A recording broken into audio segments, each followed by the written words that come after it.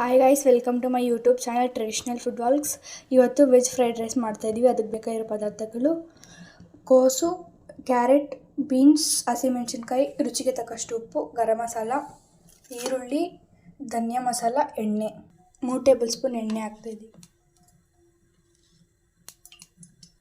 ಎಣ್ಣೆ ಚೆನ್ನಾಗಿ ಕಾದ್ಮೇಲೆ ಸಾಸಿವೆ ಹಾಕಬೇಕು.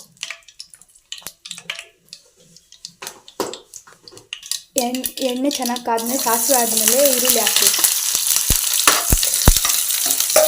ಈರುಳ್ಳಿ ಚೆನ್ನಾಗಿ ಫ್ರೈ ಆದಮೇಲೆ ಹಸಿಮೆಣಸಿನ್ಕಾಯಿ ಹಾಕಬೇಕು. ಹಸಿಮೆಣಸಿನ್ಕಾಯಿ ಆದಮೇಲೆ ಕ್ಯಾರೆಟ್, ಆಮೇಲೆ ಬೀನ್ಸ್ ಹಾಕಿ.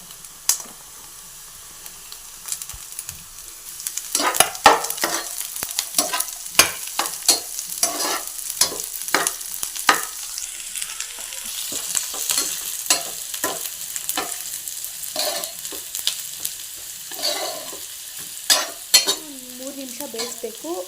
ಜಾಸ್ತಿ ಬೇಯಿಸಬಾರ್ದು, ಹಸಿಗೆ ಇರಬೇಕು. ನೋಡಿ ಗಾಯ್ಸ್, ಚೆನ್ನಾಗಿ ಬೆಂದಿದೆ. ಬೆಂದಮೇಲೆ ಕೋಸು ಹಾಕಬೇಕು. ಗರಂ ಮಸಾಲ 2 ಟೇಬಲ್ ಸ್ಪೂನ್,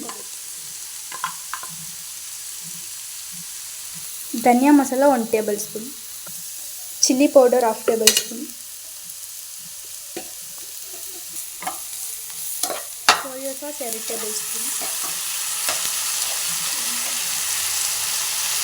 ಇವಾಗ ಅನ್ನ ಹಾಕೊಂಡು ಮಿಕ್ಸ್ ಮಾಡ್ಕೊತಾ ಇದ್ದೀವಿ ಗಾಯ್ಸ್. ಪಲ್ಯ ರೆಡಿ ಆಯಿತು.